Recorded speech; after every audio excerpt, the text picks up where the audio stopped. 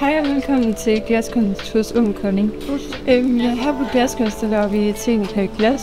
Det kan fx være at skære glas ud til forskellige ting. Det kan være at tegne på glas. Og så kan man også lave glasperler, hvor man lærer at forme dem og bruge forskellige teknikker. Ja, de ting man laver af glas, det kan være gaver til familiemedlemmer, julegaver eller fødselsdagsgaver.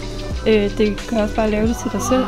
Og så har vi også alt udstyret her til at lave det, både til at lave glasperler, men også til at male og skære og tegne på glas. Når du kommer her på Glaskunst, så behøver du ikke at kunne noget. Her på Glaskunst, der lærer man nemlig det hele fra starten af.